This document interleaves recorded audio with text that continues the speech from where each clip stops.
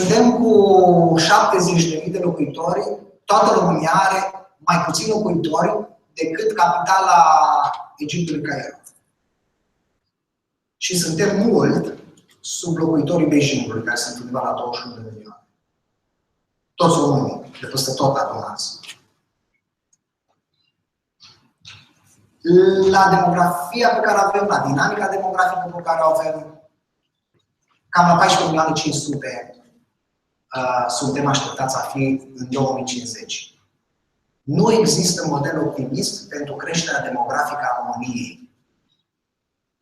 Vă rog să rețineți. Nu există nicio modelare matematică, nici natural optimistă, în care să putem crede că ne vom înmulți suficient ca să ne salvăm ca și nație în perspectiva următorilor 200 de ani, exceptând imigrația masivă.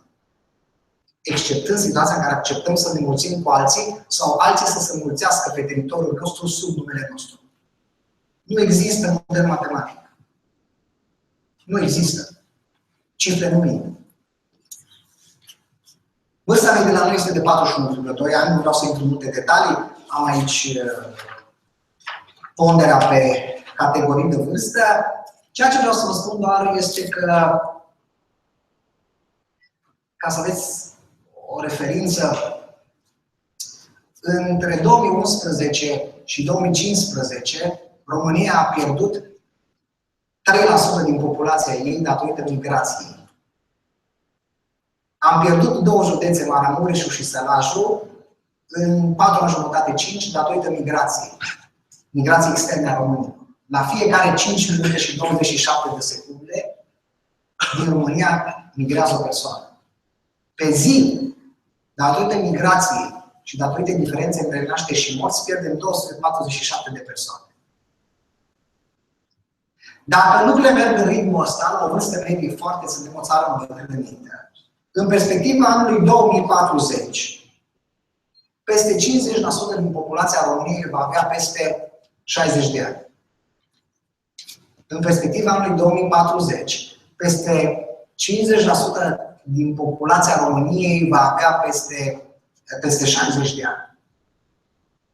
Nu întâmplător, în anul trecut, cea mai comună vârstă în România era de 47 de ani, vârsta mea. Pentru că generația 47 de ani este generația care este baby boom-ul românesc. Că baby boom occidental a fost cu 15-20 de ani mai înainte. Și e bine să știți lucrurile astea. În același timp, speranța de viață în România este 71,6 ani pentru bărbați și 78,7 ani pentru femei. E o dilemă anatomo-biologică, antropologică, fiind una dintre țările cu mare ecart a speranței de viață de bărbați și femei. Suntem la mare distanță de ocupantul locului întâi al speranței de viață, care este regiunea Macao, regiunea cu statut special. Iar la nivel global noi suntem pe locul 110. În Macao, speranța de viață pentru bărbați este de aproape 86 de ani, iar pentru femei este de aproape 94 de ani. Știu, nu vă mai folosesc mult cu cifre, dar vreau să vă ancorez că se poate în realitatea dată. Din punctul de vedere al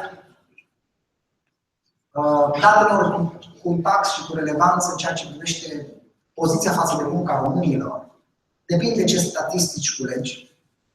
N-aș vrea să intru în multe detalii. Una peste alta, niște modele ponderate arată că suntem undeva între 9.200.000 de persoane care pot să muncească. Aproximativ 1.600.000 care muncesc efectiv, dintre care 5 milioane și ceva de salariați și, mă rog, un număr de 803.000 zilieri înregistrați. Avem o masă de 1,5-2 milioane de persoane în România care pot să muncească și nu o fac. Și vă rog să nu vă judecați, să nu vă grăbiți să-i judecați. Ei trăiesc în economia de subzistență sau din învățămintele și transferurile monetare pe care le fac confrații sau membrii familiilor lor în străinătate sau pur și simplu prin economia subterană. Avem 1,2 milioane de angajați în sistemul bugetar, adică o pondere undeva de aproape 25% din numărul total al salariaților. Suntem o societate foarte încărcată cu bugetari. Media la nivelul Uniunii Europene este de 15% din populația activă. Noi suntem undeva, cum am spus, la 25%. Cea mai birocratică țară din Uniunea Europeană, Franța, are undeva în jur de 20%. Iar în perioada recentei crize economico-financiare, ponderea bugetarilor, datorită disponibilizărilor de angajați, a atins și 31% din numărul total de salariați. Avem 5,2 milioane de pensionari, în special în două mari categorii, cei de stat cu o medie de 942 de lei și cei cu pensie agricolă de 385 de lei, 550.600 de șomeri, sunt aici, există dinamici ale cifrelor. Și principalele meserii căutate prin Agenția Națională pentru Ocuparea Forței de Muncă în iulie 2016 în România erau următoarele: muncitor necalificat la asamblare, muncitor necalificat în industria confecțiilor, lucrător comercial și șofer autocamion. Mai sunt vânzător, muncitor necalificat, căptușer, zidărie, montator, mozaic, manipulat, și așa mai departe. România este dusă de către 10 județe motor. Sunt astea aici marcate, pe care le vedeți, care asigură 70% din cifra totală a economiei României.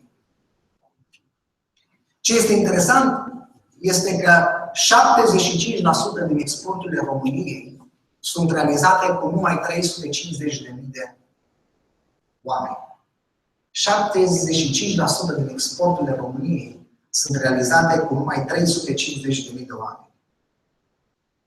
Ca o comparație, dacă Germania are un export per capita de 15.000 de euro pe an, pe om, în România, chiar și în aceste vremuri de exuberanță economică, cu greu atingem 2700 de euro.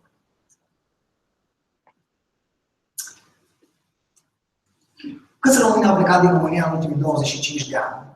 Folosesc partea asta a prezentării dintr-o prezentare relativ recentă a mea, având ca temă diaspora, și vă spun concluzia îngrijorătoare de la început. Jumătate din forța de muncă a României este în afară. Jumătate din forța de muncă activă a României este afară. Conform Institutului Național de Statistică, au plecat de 2,4 și 2,5 milioane de persoane. Conform Organizației Națiunilor Unite, divizia pentru populație, din România au plecat 3,5 milioane de persoane.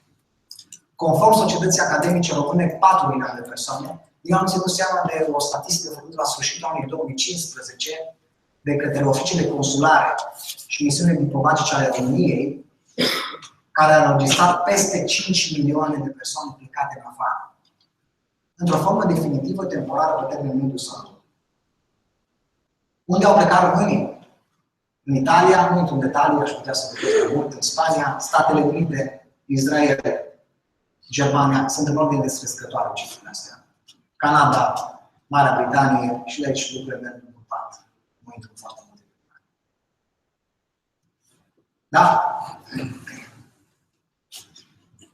Ei, oricum mi s-a părea de ciudat, sau dintr-o altă perspectivă, vorbim de tot de spectacolul lui, prezentându-vă un livru care se numește Klaus Martin Schwab. S-a născut în 1938, în 30 martie, în Germania. Și în 1971, tipul ăsta, a înființat o asociație care se numește Forumul European pentru Management, în 1971. Care în 1987 a devenit Forumul Economic Mondial. O structură globală care își propune să îmbunătățească starea lumii și se preocupă în mod special de identificarea tendințelor lumii în perspectiva următorilor 20, 30, 50 de ani. În 23 ianuarie 2016, în Elveția, a avut loc întâlnirea lor anuală. Tema întâlnirii a fost cea pe care o arăt eu aici. Cum să desăvârșim a pata revoluție industrială fără să ne rănim ca specie? Cum să desăvârșim cea de-a patra revoluție industrială fără să ne revenim ca specie. Cu titlu ajutător, trebuie să vă spun că au fost, în opinia unora 4, în opinia altora 3, nu intru foarte multe detalii, până acum 4 revoluții industriale. Prima, în 1760-1840, care avea folosirea apei și apului pentru a mecaniza producția. 1840-1870, folosirea electricității pentru susținerea realizării producției de masă. 1969-2000, apariția electronicii și a tehnologiei informației pentru a automatiza producția. Și cea de-a patra, care folosește fuziunea de tehnologii ce subțiază granițele între diverse domenii, precum fizică, biologie sau tehnologia informației. S-au adunat în Elveția 40 de șefi de state și de guverne. Tipul ăsta care l-am arătat mai înainte, Klaus Martin Schwab, e un personaj, ar merita studiat. Are la titlul doctor honoris causa la doctorat, e la raportul global al competitivității, un tip extrem de influent. Și în fiecare an ajung șef de state și de guverne și peste 1500 de cercetători și oameni de afaceri din top global. Și s-au întrebat toți cum putem să desăvârșim cea de-a patra revoluție industrială fără să ne rănim ca specie. Asta în contextul în care, fără să intru în detalii, s-a constatat că în toate celelalte revoluții industriale ne-am rănit ca și specie. Și s-au întrebat ăștia, cum să facem ca să nu se mai întâmple relele ce s-au întâmplat?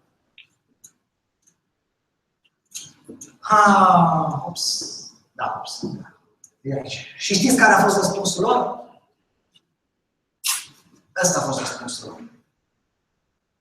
Nu știu.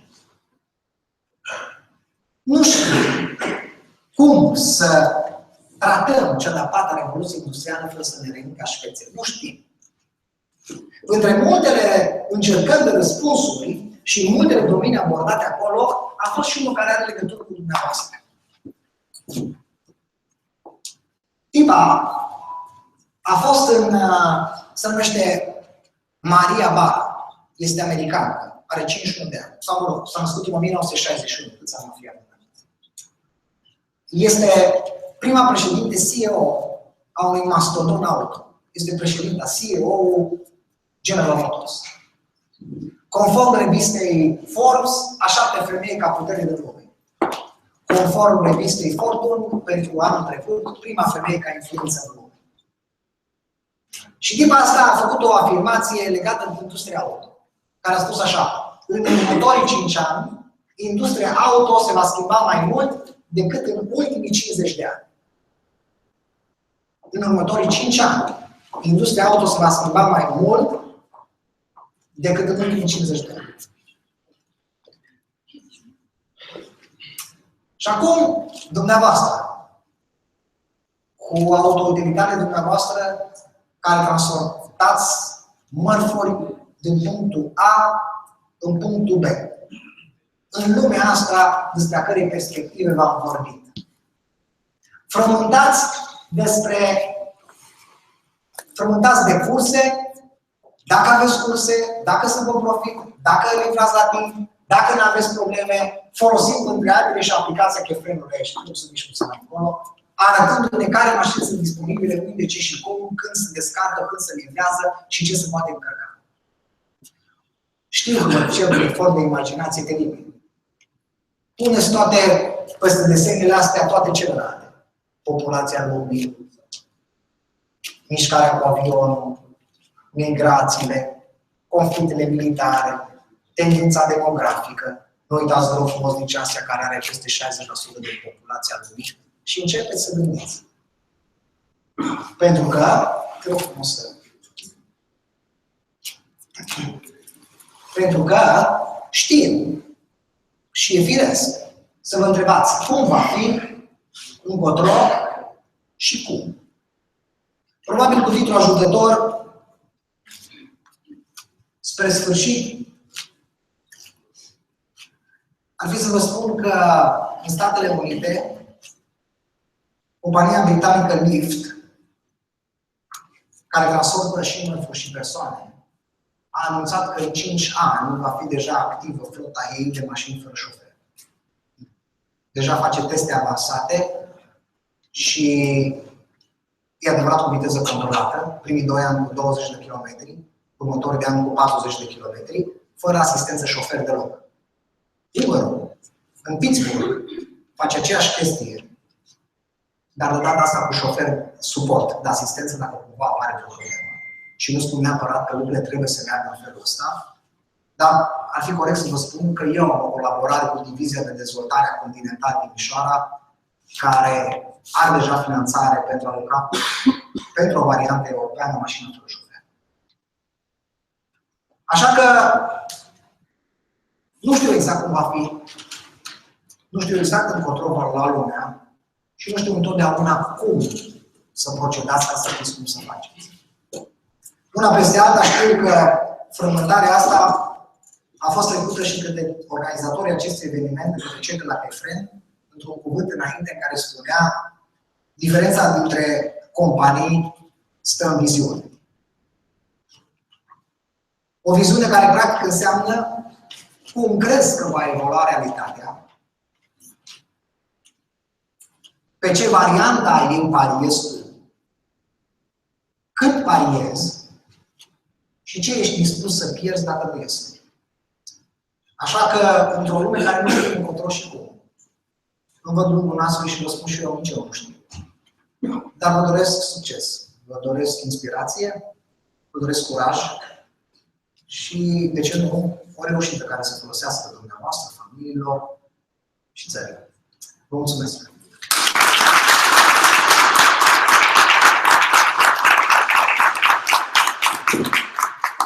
Dacian, mulțumim, că de fiecare dată ne dai multe de gândit. Ca o trecere naturală spre următorul subiect, am discutat foarte mult și am pus în prezentarea ta foarte multe cifre despre forța de muncă și un subiect care și el a fost preponderent în discuții. Așa că îmi revine în plăcerea și mulțumirea, în primul rând, domnului Marius Rodar, directorul Inspectoratul Teritorial Bihor, și doamnei Ioana Moș, șef serviciu în cadrul Inspectoratului Teritorial Bihor, care și-au luat azi din timp, sunt aici pentru a discuta împreună partea tehnică, legislativă a problemelor de resurse umane de care ne lovim în fiecare zi. Mulțumim, domnul Marius. Să mâinile, bună ziua! Permiteți-mi să ne prezentăm. Colega mea este șefa de serviciu de la relații de muncă. Eu sunt inspectorul șef al ITN-Bihor. Să mulțumim organizatorilor pentru invitație. E greu de vorbit după privirea de ansamblu a prietenului meu Dacian. Dacă dumneavoastră, ca să nu să rămânem la partea tehnică, dacă aveți întrebări sau sugestii, nelămuriri, dacă doriți să avem o discuție, suntem absolut deschiși vis-a-vis de orice problemă credeți că întâmpinați. Nu atât în relația cu legislația, cât în relația cu instituția pe care o reprezentăm aici. Legislativ s-ar putea vorbi mult, s-ar putea, mă întorc puțin la ce spunea Dacian în prezentarea lui. Peste 9 milioane de oameni, de români, lucrează. 4 milioane afară, 5 milioane în țară. Paradoxul este că cei 4 milioane care lucrează afară lucrează pentru firme străine și peste 2 milioane și jumătate dintre cei 5 milioane sunt bugetari în 4 milioane și ceva, lucrează în România tot pentru firme străine. Cu respect vă spun că reprezentați un segment foarte important în ceea ce se numește, în accepțiunea normală economic vorbind, un fel de patriotism economic în România. Dacă dumneavoastră considerați că sunt subiecte pe care nu le-ați abordat aseară sau doriți să le abordăm împreună, vă stăm la dispoziție. Mulțumesc! Dacă sunt întrebări, mai cu curaj și ieri, dialogul cu șoferii a fost puțin mai greu. Cine va fi primul care să adreseze o întrebare?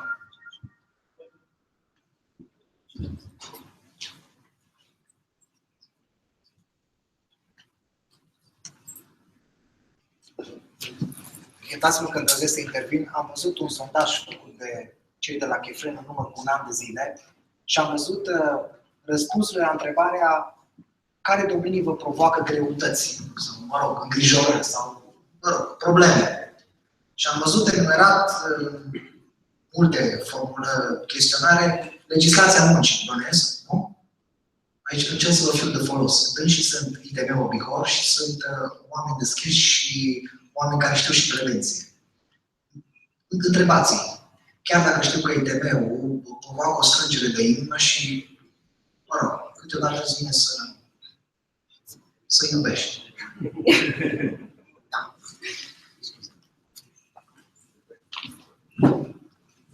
Bună ziua, Maier Siegfried mă numesc, Cornec Sărălă din Arad și aș dori să vă lansez o întrebare.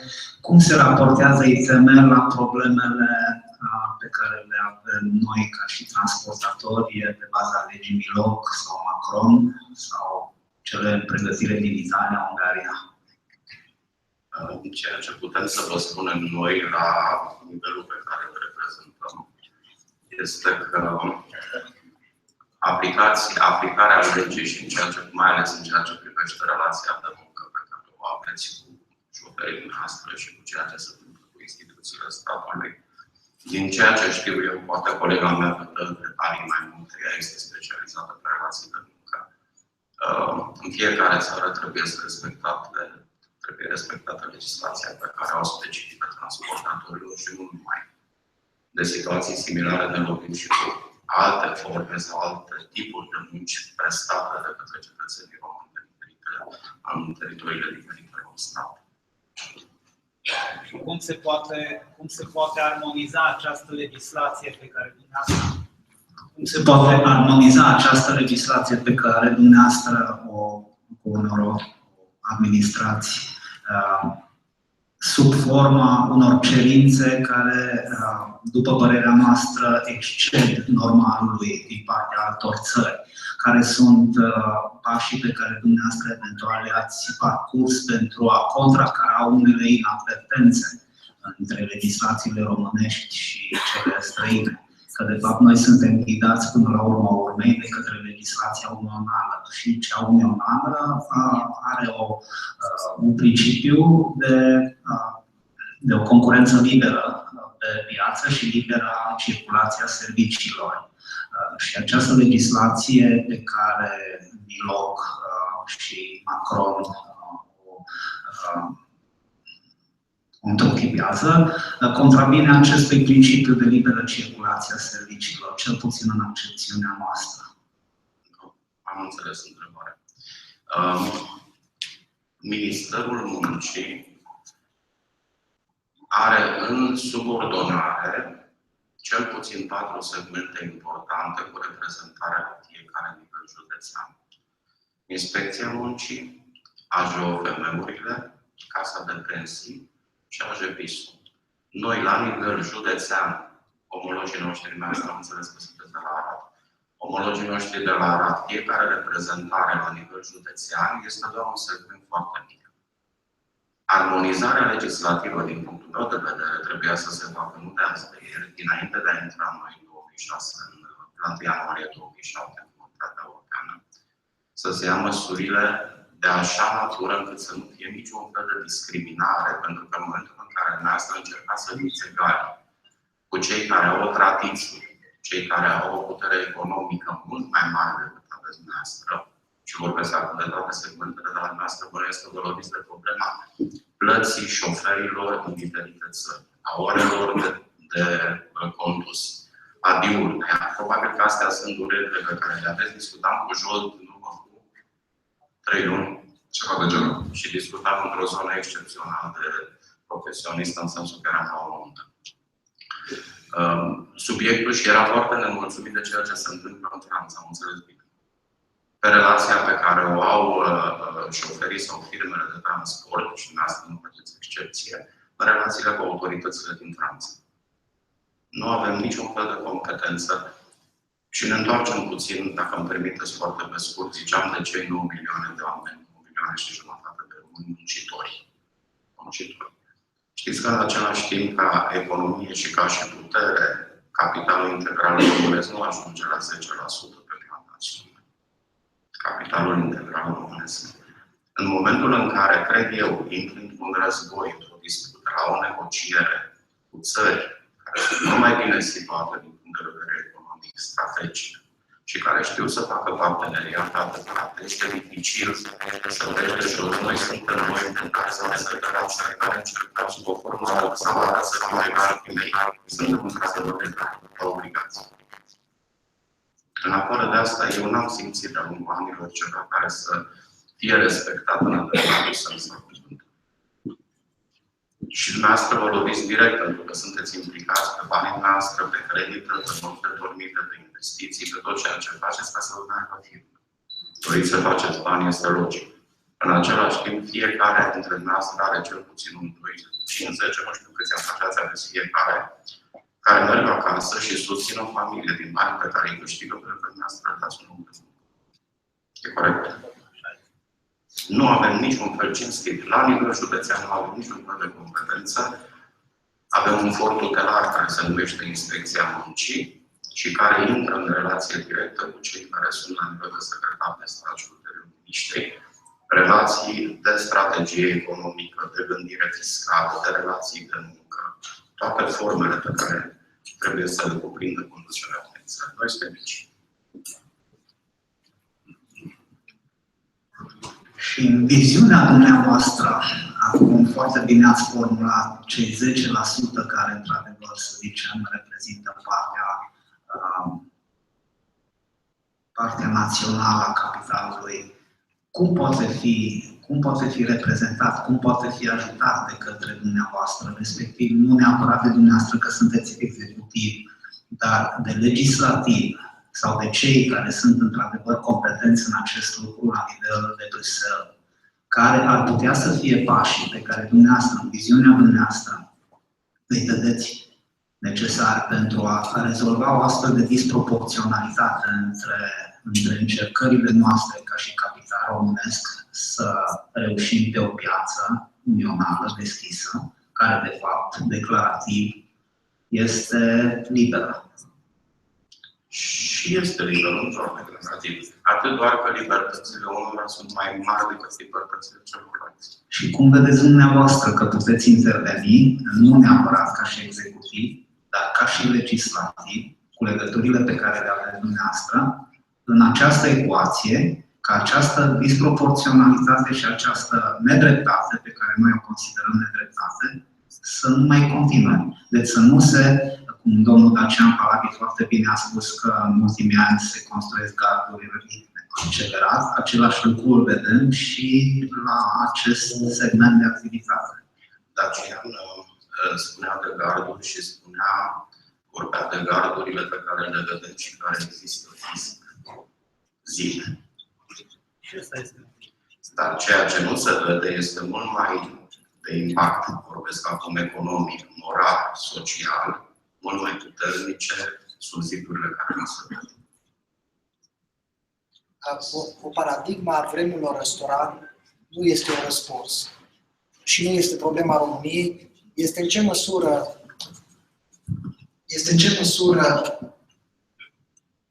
interesele naționale și în virtutea căror valori interesele naționale trebuie să navigheze în societatea globală.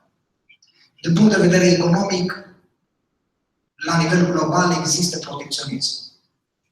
Și țările puternice își protejează economia. Punct.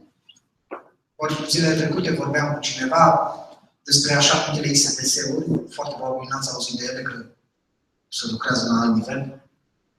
Țările dezvoltate, în urmă cu 50 de ani, au creat niște instanțe de judecată cu judecători numiți de către Consiliul Investitorilor, cu titlul de a-și proteja investițiile străine făcute în țările în curs de dezvoltare. O asemenea forță are această structură de judecată extrajudiciară la nivel global, pentru că a fost creată de companiile mari ca să-și protejeze să se protejeze de eventuale măsuri surpriză sau de protecționism din partea statelor în care ei investesc. Înțelegeți despre ce nivel vorbim? S-a creat un tip de justiție, între ghilimele, paralel la nivel global, care îl protejează pe englez care vine să investească în România. Nu-i convine ceva de judecată statul român, care este obligat și executat în situația în care pierde într-un sistem juridic pe care nimeni nu controlează exceptul de Consiliul Investitorilor. Scurt. Deci, din punctul ăsta de vedere, ai varianta să începi să te miști tu protecționist, atunci începi să te miști în sărăcia ta, că de fapt ne mișcăm noi în sărăcia noastră. Îngrădiți România și ne mișcăm noi în sărăcia noastră cu milionarii noștri și așa mai departe. Dar nu e o garanție că rămân bani aici. Sau să încerci să lucrezi politic foarte clever. Și asta n-am făcut-o până acum. De ce să nu spun? Puteam să ne protejăm și noi mai bine dacă aveam cine să ne reprezinte. Dar am fost la Bruxelles acum un an jumate și nu se întâlnise niciodată europarlamentari români ca să susțină poziția României într-un proiect. Odată. Nu v-ați întâlnit de când sunteți parlamentari, de 2 ani jumate. Nu. Vă transmis Guvernul României o poziție în care voi să spuneți la unison interesul României este altul? Nu. Și eu fac politică, și atare nu arăt cu degetul spre casa politică și nu vă îndemn să arătați cu degetul spre casa politică. Dar ai nevoie de caractere, ai nevoie de luptători, ai nevoie de oameni smart. Adică puteți să arătați cu degetul, depinde de care îl folosiți. Dacă îmi permiteți, în completare la ce spune Dacia, ați observat și cred că ați simțit chiar pe pielea noastră în concurența pe care o aveți pe piața.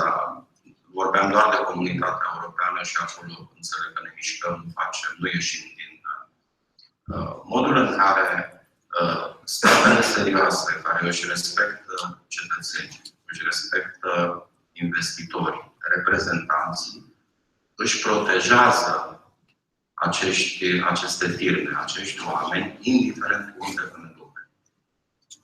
Un stat adevărat își protejează cetățenii, indiferent că reprezintă o persoană fizică sau o persoană juridică, indiferent unde în lume. Nu cred că ați simțit asta în ultimii 25 de ani foarte, foarte puternic din partea statului român. Nu e o critică, e o constatare. Toate avem nevoie de 2-3 generații să ne schimbăm, nu știu. Facem egalitate între declarații și fapte. Acest echilibru, dacă îmi dați voie, este... Eu îl văd mai greu. Poate dacă îmi pun. Am luat și eu microfonul pentru prima dată pe ziua de astăzi și uitându-mă la prezentarea Paladin, fiind panelul de discuții cu reprezentanții Inspectoratului Teritorial de Muncă și având și câteva discuții ieri la mesele rotunde organizate, eu vă lansez o provocare, în special domnului Paladin, lansez această provocare, poate pentru la cea de-a 4-a conferință. Haideți timp de un an de zile sau cât va trece până la următoarea conferință să facem o simulare sau o analiză SWOT sau cum vreți să o numiți dumneavoastră și să spunem așa. Ce ar fi dacă forțele politice din România ar anunța astăzi că de la anul, de pe data de 23 septembrie, România va trece de la sistemul de normă actual, da? La sistemul de plată pe oră, așa cum majoritatea țărilor europene aplică și mai mult decât atât, dacă ar anunța că valoarea minimă a tarifului orar pe care îl va primi orice categorie socioprofesională din România va fi de 8 euro, să spunem. Punem situația actuală într-un grafic în stânga, punem situația pe care eu vă prezint ca și provocare în dreapta, tragem linie și veți vedea niște lucruri extraordinare. Eu am făcut chestiunea asta ca simulare, nu o să vă ofer decât concluziile mele și nu toate, pentru că altfel n-ar mai fi provocare. Concluziile mele, domnul Paladin, una din concluzii este că mai avem în România nevoie de cel puțin 3 milioane de oameni care să muncească, în plus față de cei care acum sunt disponibili și fac parte din categoriile defavorizate, încă 3 milioane care să muncească. A doua concluzie este că multinaționalele din România vor pleca, cel puțin în proporție de 60%. O altă concluzie este că... În Păi dacă noi am anunțat astăzi, e probabil s-a relocat maxim un an de zile, pentru că Asta în cazul în care s-a întâmplat acest lucru. Exact. S-a relocat. Nu vreau să Deci avem nevoie de populație, avem nevoie să fim harnici ca să ajungem unde ne dorim. Dar unde ne dorim din punct de vedere al aspectelor pecuniare, din punct de vedere al valorificării muncii noastre. Eu nu știu de ce un român nu are dreptul la 8 euro pe oră, indiferent în ce activitate lucrează, dar un european are acest drept. Apropo de intrarea în Comunitatea Europeană și de globalizare. Nu știu că discut subiectul ăsta, nu e o răspuns. Asta e o provocare și mă interesează. Am calculat cât câștigă românii plecați în afară. Nu intru în foarte multe detalii, vreau să fiu scurt și să nu intru în asta. Un român plecat în afară câștigă în medie 19.200 de euro pe an. 19.200 de euro pe an. Câștigă aproximativ 1.600 de euro net pe lună. Știm și cum îi folosește banii ăștia, aproximativ 9.000 de euro îi folosește pentru cheltuielile curente, 2.000 trimite în țară și cam 8.000 de euro economisește. Ai spus pe prezentare, cam economisește. Asta este. Ajung imediat. Hai puțin mai jos, la slide-ul 29. Cam atât câștigă un român în medie, poate să câștige și mai mult. În România, câștigă între 10 și 16 lei pe oră. Dacă privești din punct de vedere financiar, nu e destat în România, cel puțin o perioadă de timp. Le-am revizionat și comportamentul. Întrebarea se pune, nu știu dacă, nu. Întrebarea se pune, eu lucrez cu tarif pe oră de 20 de ani. Cu 20 de ani. Dacă lucrezi cu tarif pe oră în România, la un preț considerat just, nu ai piață în orașele mici. Nu ai piață. Lucrezi ca atare cu cei care își permit să plătească munca respectivă. Consultanți, de exemplu, în internet. Dacă e meseriaș, își ia cel puțin 50 de euro pe oră. Mai pe oră, nu pe zi. Pe oră. Necesită 10 ore lucru, dau 500 de euro. Plus TVA. Ai 2 spețe pe lună, ți-au făcut 2 transporturi, ți-o lua profitul. Nu știu, zic, nu știu cât e la dumneavoastră. În fiscalitate, lucrăm cu 200 de euro pe oră. O să ziceți, bă, dar sunteți cam absâni. Păi nu e așa.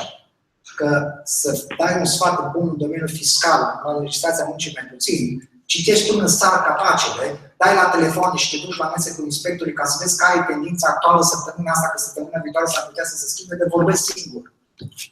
Mai mult decât atât, e și obligat din punct de vedere legal, că dacă cumva aveți o operațiune suspectă, să o raportezi la organele statului, că suntem o țară de informatori.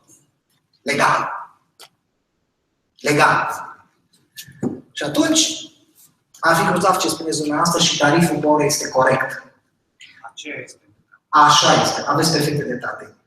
Și cu asta închei. Ca să ajungem la nivelul ăsta, înainte de toate, omul trebuie să-și gândească munca așa. Omul. Pe mine nu statul mă învăța să gândesc munca pe oră. Am fost fraier. M-a trebuit 16 ani de viață ca să înțeleg că e corect să gândesc pe o oră și că e corect să întretind ceea ce mi se cuvine. Dar în același timp și cu asta închei, este o forță teribilă. Am uitat cum te cheamă. Augustin. Este o forță teribilă care pe mine mă impresionează și în fața căreia și pe care o studiez foarte de mult.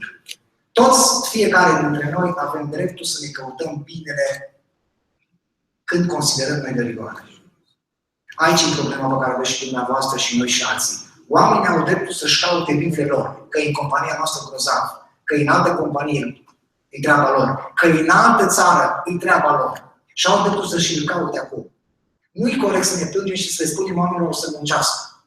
Eu sunt împotriva muncii. Pe mine mă enervează să muncesc. Dar în schimb sunt pasionat de munca inteligentă. Cu o conversie foarte bună între efort și rezultat. Ca atare, plâng de mina șoferilor. Mi milă de ei. Terminați cu procedurile și cu regulamentele. Vorbim de caracter.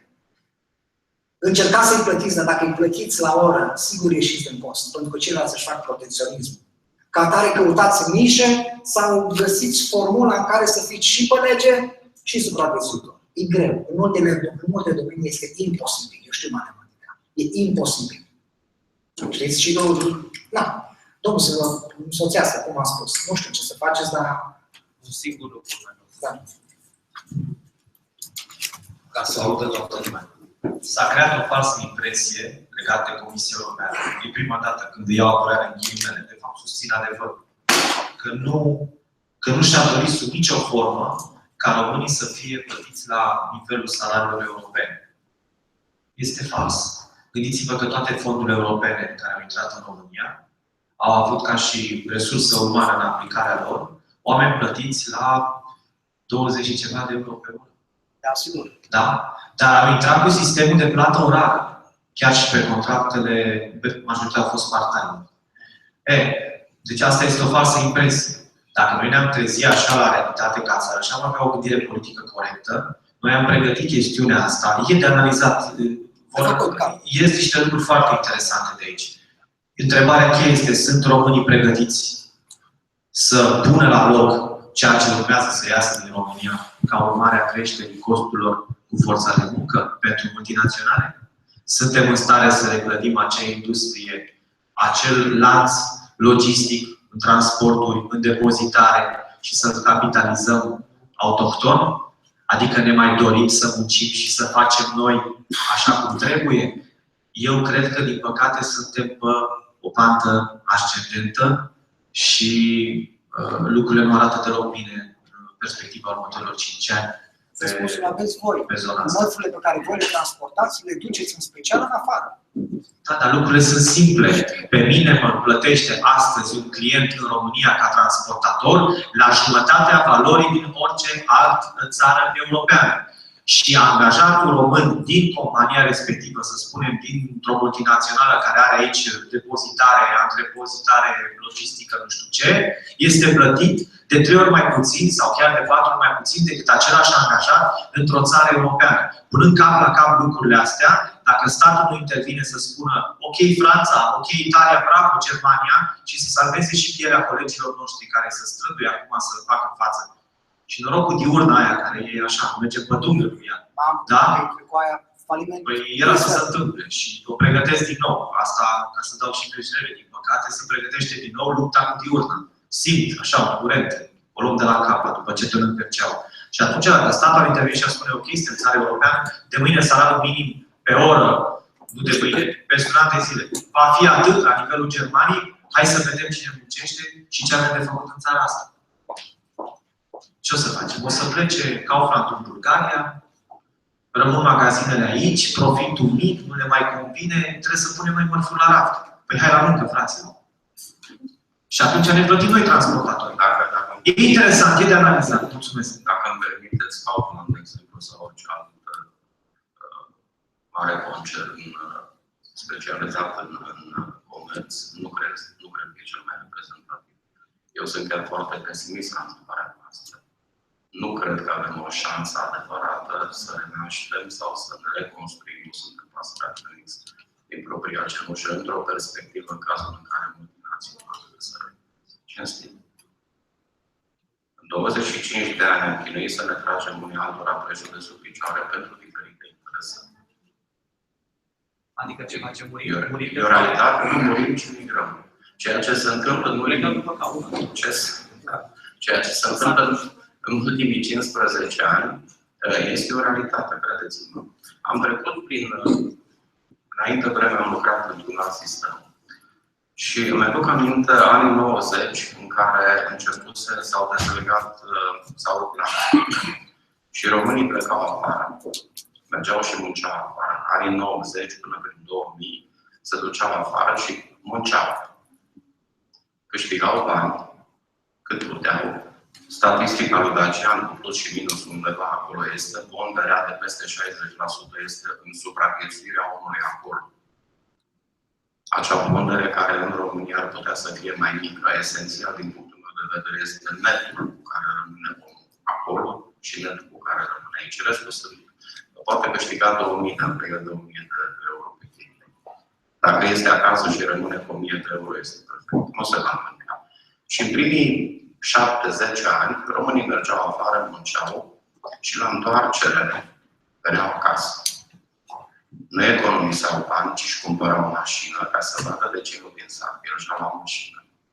și-au cumpărat televizoare color. Asta a fost mentalitatea primilor 10 ani. Erau încântați că au creat un pic de invidie în localitatea lor, în satul lor, la fostul lui coleg de la fabrică, asta să arăt eu ție, uite, la mașină.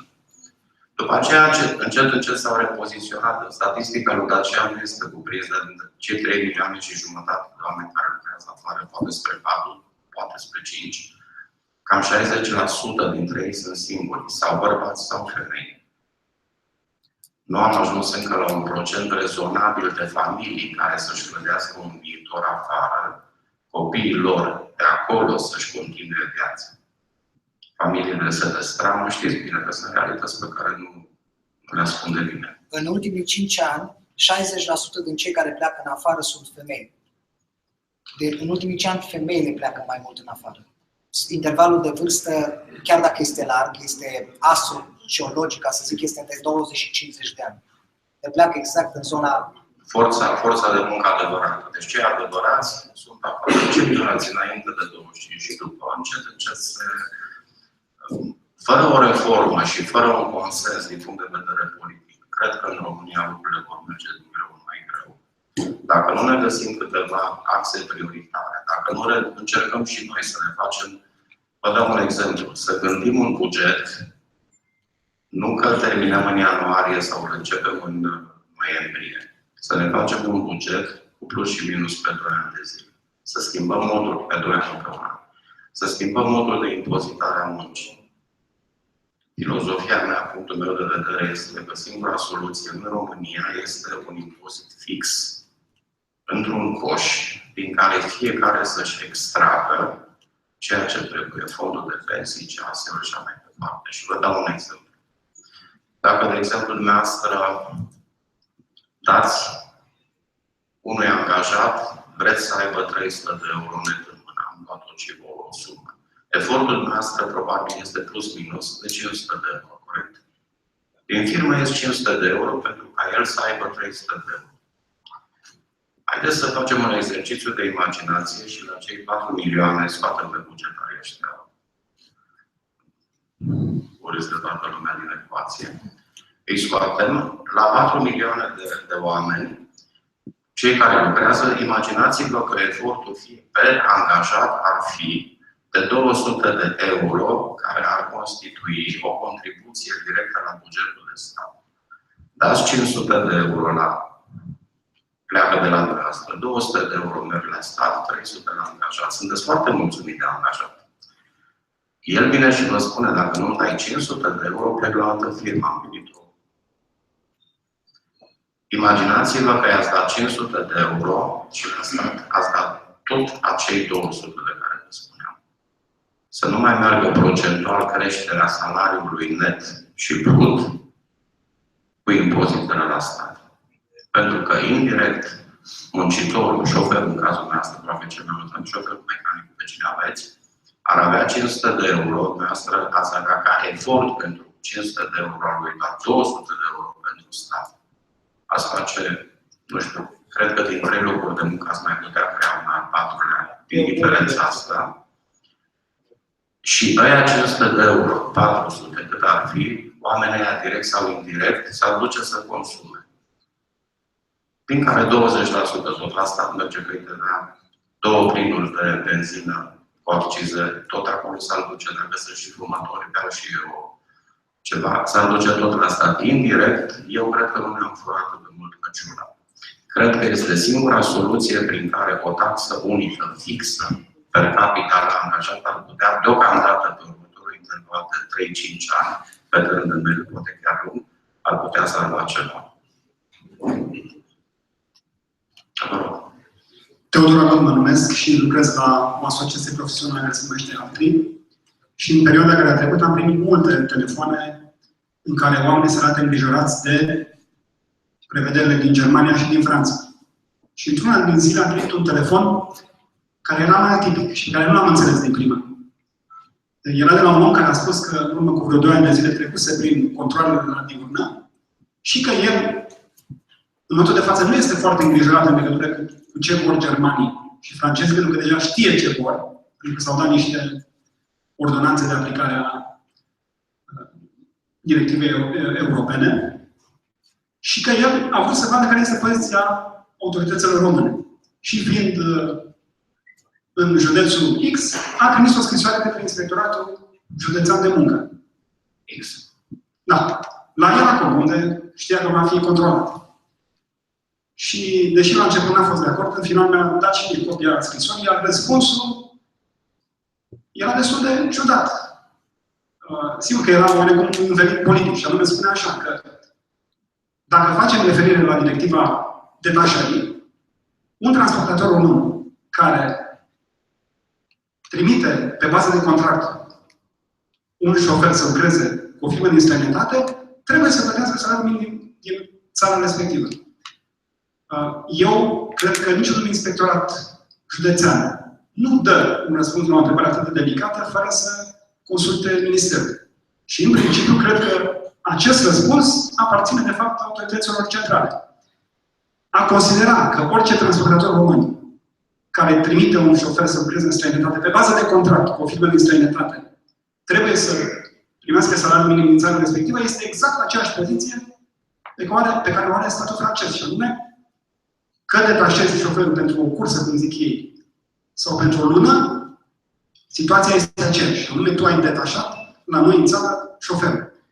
Surpriza pentru mine a fost să constat că, într-adevăr, autoritățile române au aceeași interpretare la această problemă. Și dacă dumneavoastră mâine v-ați primi o scrisoare de la un transportator, din Bihor, probabil va trebui să dați același răspuns.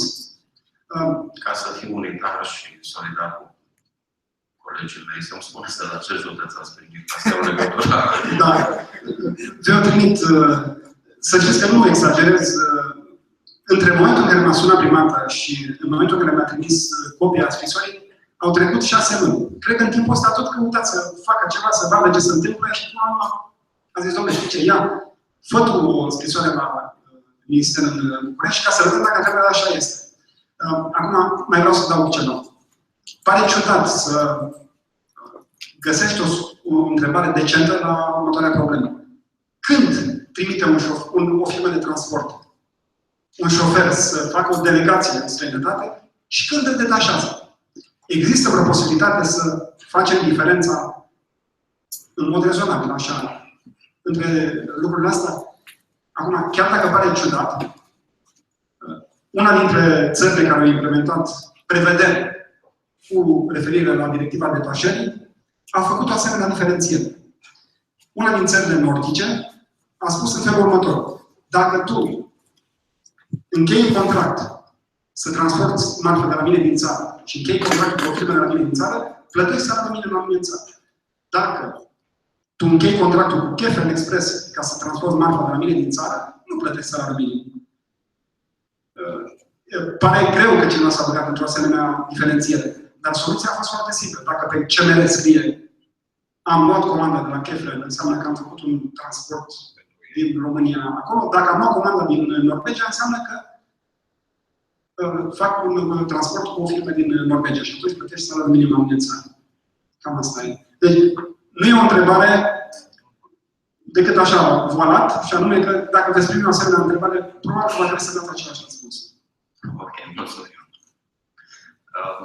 Noi ne cerem scuze, dar trebuie să ne întoarcem la locul faptei. Dacă mai aveți întrebări sau considerați că doriți să vă stăm la dispoziție. O ultimă întrebare?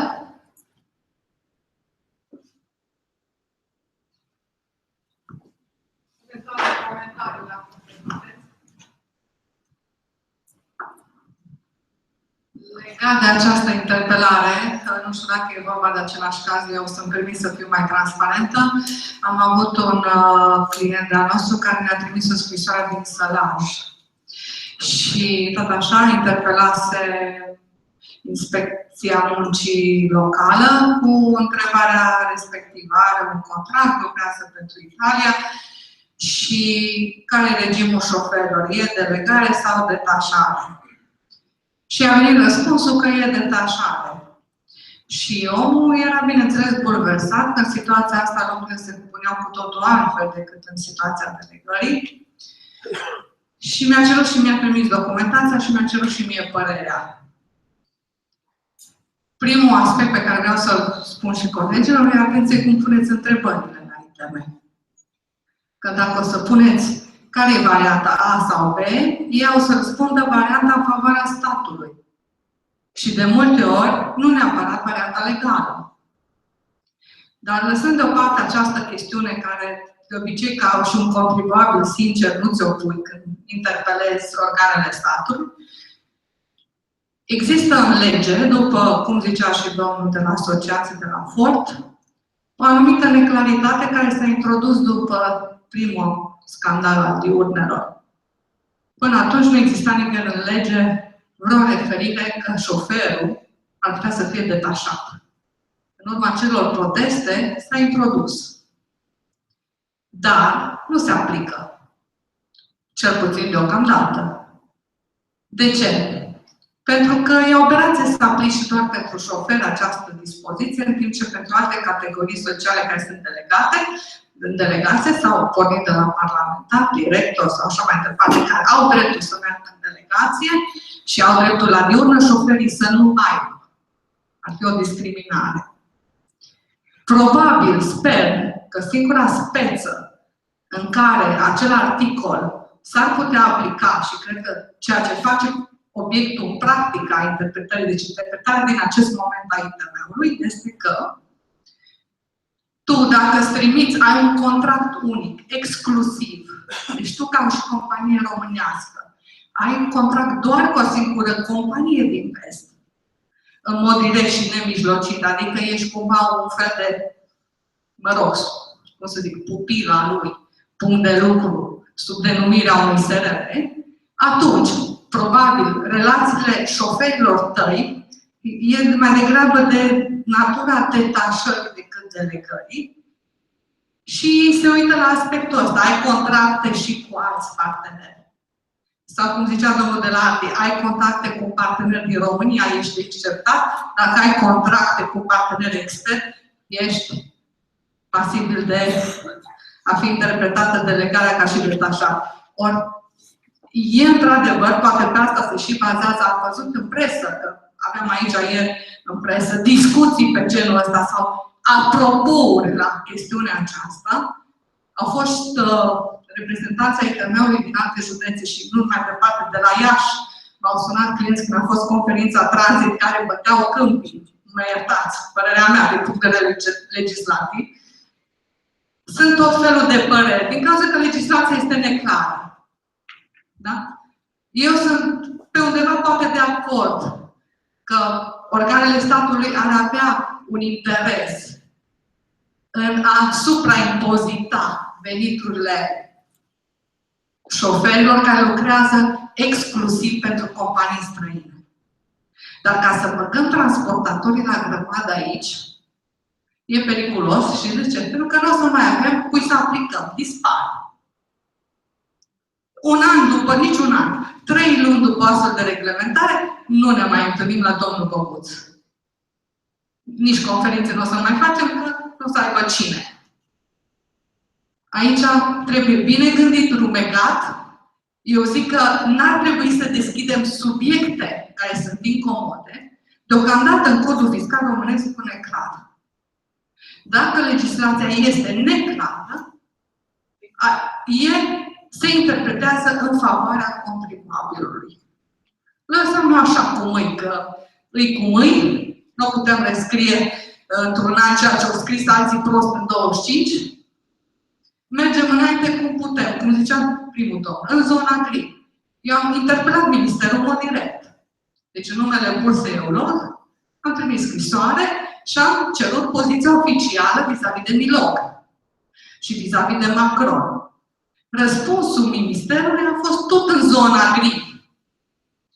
Ei nu au curaj, central vorbind, să-și asume punctul A, varianta A sau varianta B. Sunt tot în zona gri. Asta ce înseamnă? Face fiecare cum poate. Vă mulțumesc. Aici am să intervin eu și am să vă spun că în ceea ce privește transpunerea directivei în fiecare țară, nu avem absolut nimic și nu putem interveni absolut deloc în acest aspect. Inspectoratul verifică respectarea legii în România, respectarea legilor românești. Deci dumneavoastră, dacă faceți transport în țări UE, respectiv Comunitatea Europeană, va trebui să respectați legile țărilor respective în țara respectivă. Inspectoratul nu vă va verifica și nu va dispune măsuri să respectați legile din țara respectivă. Va spune să respectați legile din România atâta timp cât angajatul român are contract de muncă în România. La fel, diurna la care dumneavoastră faceți trimitere nu este obligatorie. Legea recomandă doar agenților economici să respecte acea hotărâre 518. Deci, inspectoratul nu vă va spune niciodată să respectați salariul minim din Germania, din Franța, din Ungaria, din alte țări. Că inspectoratul din Germania vă cere să respectați acel salariu minim este o altă poveste pe care o verifică ei. Într-adevăr, există la nivelul Inspecției Muncii un birou de legătură prin care instituțiile similare din țările respective ne solicită a verifica angajatorii din România, care oamenii au contracte de muncă cu angajatorii din România. Și le trimitem doar rezultatul verificărilor. Sancțiunile și măsurile pe care le iau ei, nu le luăm noi. Verificăm și transmitem rezultatul verificărilor instituțiilor similare, urmând ca ei să ia măsurile împotriva angajatorilor, dacă se impune acest lucru.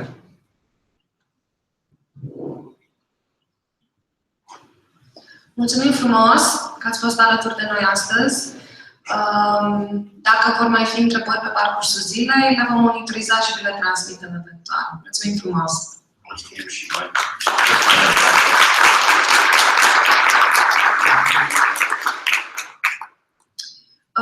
În continuare, rămânem în domeniul resurselor umane. O invit alături de noi pe Stella, care face parte din echipa Ro-Marketing, a fost și anul trecut alături de noi. Ea este senior consultant în resurse umane și transmit microfonul.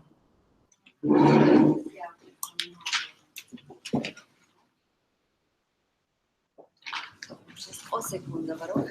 Gata.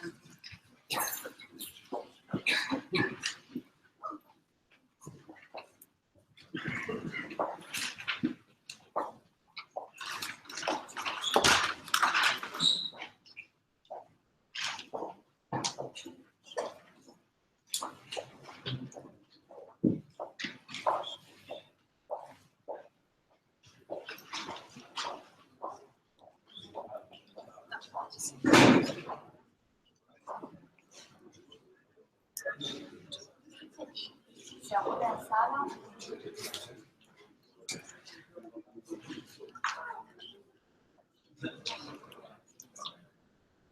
Cred că se aude, da.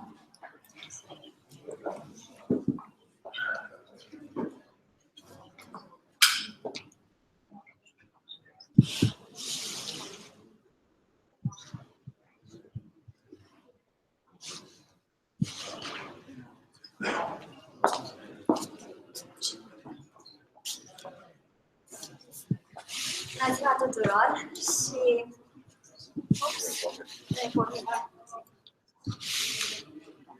de data aceasta? Da, corect. Bine v-am găsit. Mulți dintre voi am avut oportunitatea să mă întâlnesc și anul trecut. Văd în sală fețe cunoscute. Și statistica spune că 50% dintre voi deja m-ați văzut anul trecut. Pentru cei care mă vedeți pentru prima dată, poate azi, vă spun că sunt Stella Mibarț, fac parte din echipa Ro-Marketing, o echipă care și-a dedicat activitatea, așa cum ați văzut și ieri în prezentările făcute, pentru dezvoltarea resurselor umane. Și ca să vă spun câte ceva despre experiența noastră, ne-am propus azi să vă aducem o perspectivă. Sigur, ceea ce a făcut domnul Paladi în dimineața aceasta ne-a arătat până la urmă o perspectivă provocatoare. După aceea am vorbit despre mediu și conjunctură largă, care ne influențează pas cu pas. Ce putem noi să facem în acest context? Noi putem să fim acel liant care să pună lucrurile în mișcare în firmele pe care le coordonați. Cum facem asta? Lucrând cu și prin oameni. Și dacă provocarea pe care voi o tot vehiculați în discuțiile voastre se referă la resurse umane, aș vrea să vă prezint o perspectivă care sper eu să vă dea de gândit și de ce nu, poate măcar atâta, luați ca și inspirație și de ce nu să vă îndemne la acțiune. Pe scurt, nici eu nu am o soluție finală pentru voi, ci am mai mult subiecte la care puteți să vă gândiți și ulterior.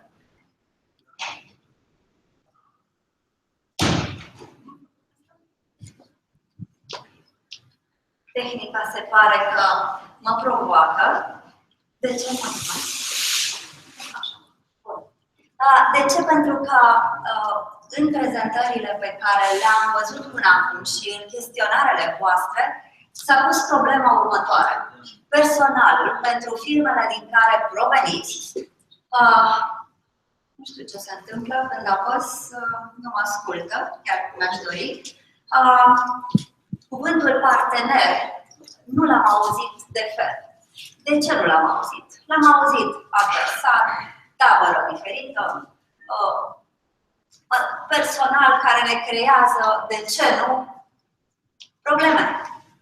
Asta a fost mesajul principal care a reieșit din punct de vedere al resurselor umane. Adică personalul care nu este partenerul în dezvoltarea afacerilor noastre și care ne creează probleme.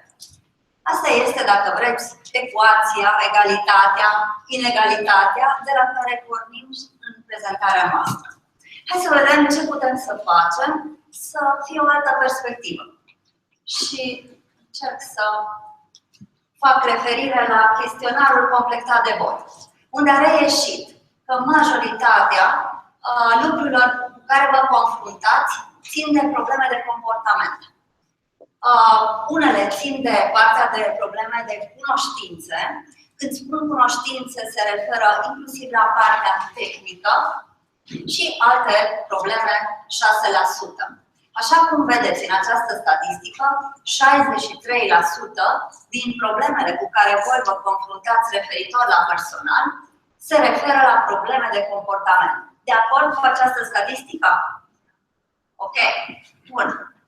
Hai să vedem mai departe. Ați fi de acord cu această concluzie? Angajăm oamenii pentru abilitățile lor tehnice și concediem pentru greșelile lor comportamentale. Sunteți de acord? De ce vă pleacă oamenii? Toată lumea are categoria B, să zicem, ca și criteriu, și totuși nu toată lumea face față. De ce nu face față?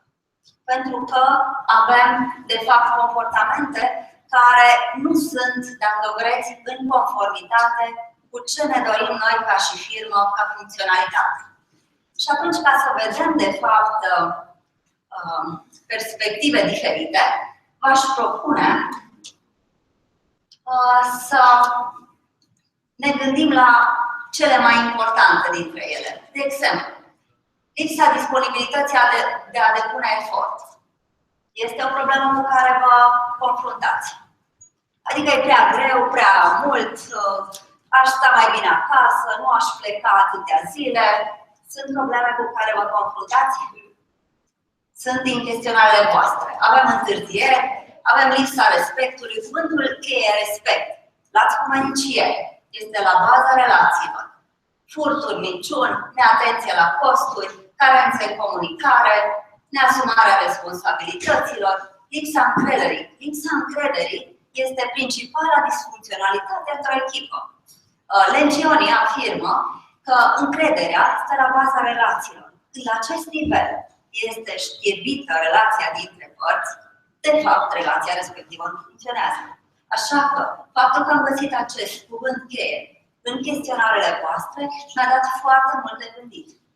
Pentru că s-ar putea să fie veriga pe care, dacă construiți, să puteți crește foarte frumos relația dintre părți. Sigur, lipsa loialității este aproape ca și o concluzie imediată a tot ce ați văzut mai sus ca și probleme enumerate. Hai să vedem dacă, la nivel de sinceritate, am putea să facem un mic exercițiu împreună cu toți. Așa cum vedeți, până la urmă, noi ca și adulți avem o mică problemă cu asta, să fim sinceri. De ce? Pentru că proiectăm tot felul de imagini. Păi eu sunt așa, păi să vezi că eu așa. Foarte greu de multe ori să ajungi la sinceritate.